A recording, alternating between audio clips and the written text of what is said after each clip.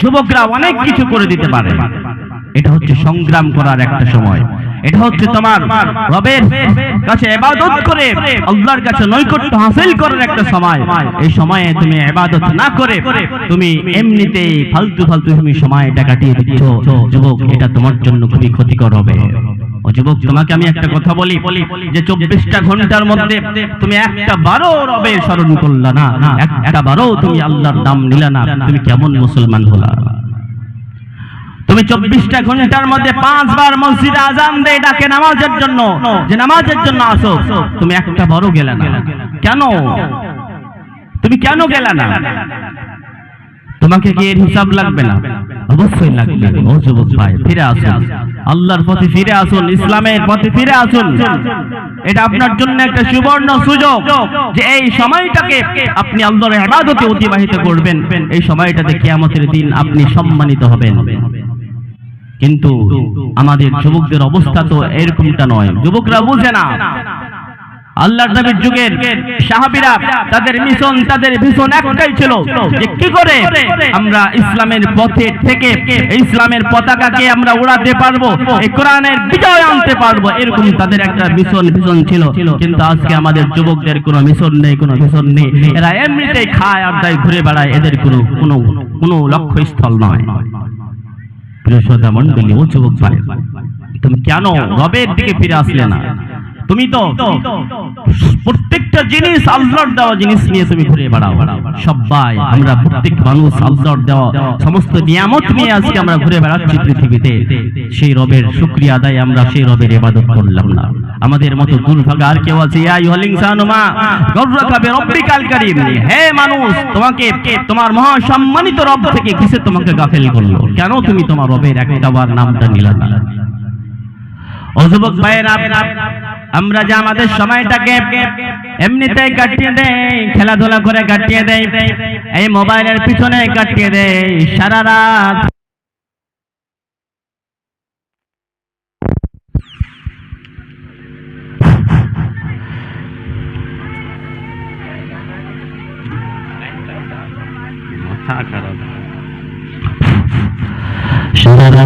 সারাদিন শুধু মোবাইলে কাটিয়ে দেই, ফেসবুকিং, ইউটিউবিং করে টিকটক করে টিকটক দেখে সারা রাত কাটিয়ে দেই।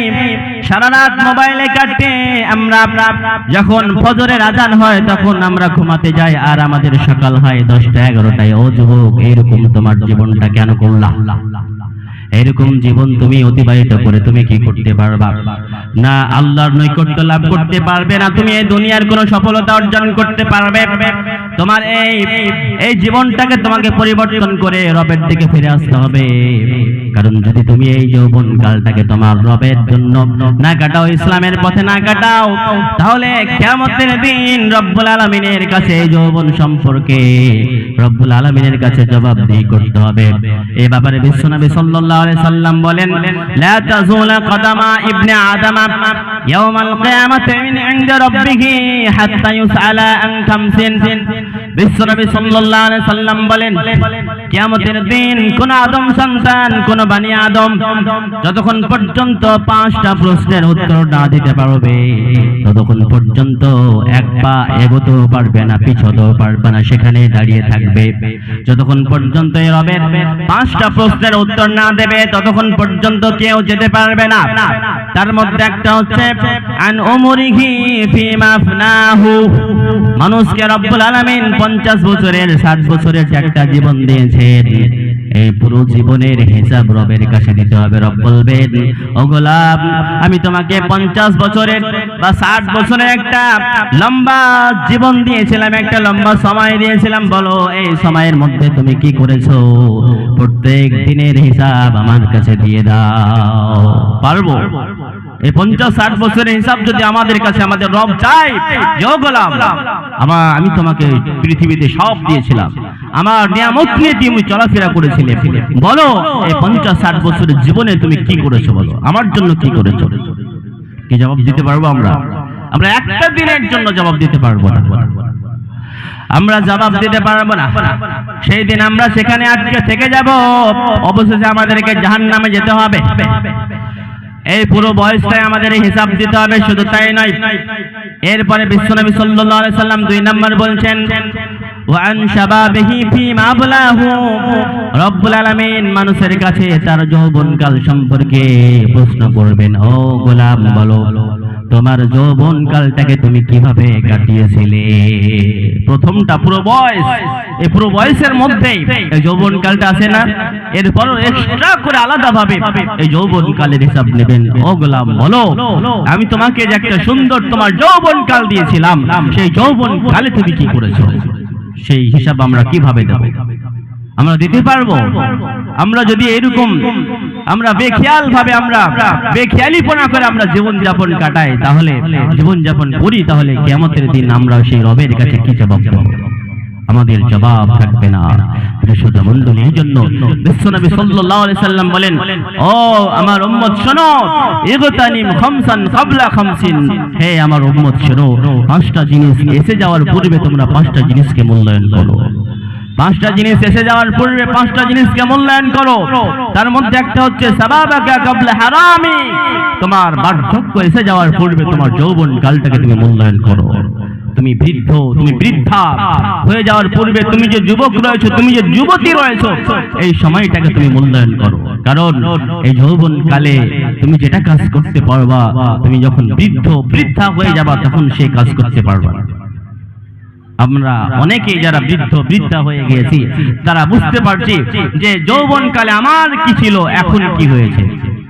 ইবাদতের ক্ষেত্রেও দেখেন, যৌবনকালে আপনি যে ইবাদত করতে পারবেন, যে রকম নিয়ম পদ্ধতি অনুযায়ী ভালো করে আল্লাহর ইবাদত করতে পারবেন, যখন আপনি বৃদ্ধা হয়ে যাবেন সেই সময় সেই রকম ভাবে যৌবনকালের মতো ইবাদত করতে পারবেন না। এই জন্য যৌবনকালটাকে আমাদের মূল্যায়ন করতে হবে। ও যুবক যারা এমনিতেই ফেসবুকিং ইউটিউবিং করে নিজের সময়টাকে নষ্ট করছো, অন্য মেয়ের পিছনে ঘুরঘুর করে সময় কাটিয়ে জীবনটাকে ইহকাল পরকাল উভয়কে নষ্ট করছো, ও যুবক তোমার পায়ে হাত দিয়ে বলি, যুবক এরকম তুমি বেখেয়ালিপনা করে তুমি জীবন যাপন কাটিও না। তুমি আল্লাহর পথে ফিরে আসো, তুমি ইসলামের পথে ফিরে আসো। আরে যুবক, তোমার দ্বারা ইসলামের যতটা উপকার হবে অন্য কোনো মানুষের দ্বারা হবে না। আমরা জানি সকলে যে ইসলাম চারিদিকে ছড়িয়েছে, প্রচার লাভ হয়েছে, এই যুবকদের মাধ্যমে বেশিরভাগটা হয়েছে। ও যুবক, তোমাকে ইসলামের সৈনিক তৈরি হতে হবে। তুমি যদি শুধরে যাও, তুমি যদি সঠিক পথে চলে আসো, তুমি যদি ভালো হয়ে যাও, তাহলে প্রত্যেক পাড়া, প্রত্যেক সমাজ, প্রত্যেক এলাকা সবাই ভালো হয়ে যাবে। যুবকরা যদি ঠিক থাকে সব ঠিক, যুবকরা যদি অন্যায় পথে চলে যায়, যুবকরা যদি বেঠিকে চলে যায়, সঠিক পথে না থাকে, তাহলে সমাজকেও সঠিক পথে নিয়ে আসতে পারা যাবে না। তো যুবক, তোমাকে আমি জোরে অনুরোধ করে বলি, তুমি রবের পথে ফিরে আসো। 2 নম্বর কি হলো, যে ওই সমস্ত মানুষ আল্লাহর আরশের ছায়ার নিচে স্থান পাবে যারা নিজের যৌবন কালটাকে আল্লাহর ইবাদতে অতিবাহিত করে। আল্লাহর ইবাদতে অতিবাহিত আমাদের করতে হবে যুবক ভাই। এই 2 নম্বর পয়েন্ট। এবার 3 নম্বর পয়েন্ট, বিশ্বনবী সাল্লাল্লাহু আলাইহি সাল্লাম বলছেন, ওয়ারাজুলুন কলবুহু মুআল্লাকুন ফিল মাসাজিদ, ওই সমস্ত মানুষ কিয়ামতের দিনে আল্লাহর আরশের ছায়ার দিকে স্থান পাবে যাদের অন্তরখানা সব সময় মসজিদে ঝোলানো থাকে। অন্তরটা সব সময় মসজিদে ঝোলানো থাকে। এর মানে জোহরের নামাজ পড়ে আসলো, সে ভাবছে মনে মনে কখন আসরের সময় আসবে, নামাজ পড়তে যাব। এরকম মসজিদে সব সময় অন্তরটা ঝুলে থাকে। আসরের নামাজ পড়ে আসলে কখন মাগরিবের ওয়াক্ত হবে, মাগরিবের সময় হবে, নামাজ পড়তে যাব, এরকম সব সময় যার অন্তরে এই চিন্তা ভাবনা থাকে, এটাই হচ্ছে মসজিদে অন্তর ঝোলানো, এটাকেই বলে। এরকম করে যাদের অন্তরটা মসজিদে ঝোলানো থাকে, কিয়ামতের দিন আল্লাহর আরশের ছায়ার নিচে স্থান পাবে। কিন্তু আমাদের মসজিদে অন্তর ঝোলানো দূরের কথা, আমরা এটা ভাবি যে আমাদের মসজিদ না গেলেই ভালো হয়, আমাদেরকে মসজিদে না ডাকলেই ভালো হয়, এই আলেম ওলামারা আমাদেরকে নামাজের কথা না বললেই ভালো হয়। এমনকি আমরা 8 দিনে একদিন জুমার নামাজ পড়তে যাই, অনেকে আমরা ভাবি যে এই 8 দিনে জুমার নামাজ কেন যে হচ্ছে, এটাতে যেতে হচ্ছে, এরকম অনেকে ভাবে। কিন্তু ও যুবক, ও বৃদ্ধ যারা রয়েছে, শুনেন, এটা আপনি নামাজ ছাড়া আপনার গতি না। এই মসজিদে আপনাকে যেতে হবে। এই মসজিদে না গেলে আপনার কোনো গতি নয়, আপনার কোনো গতি না, আপনি মুসলিম থেকে আপনি খারিজ হবেন।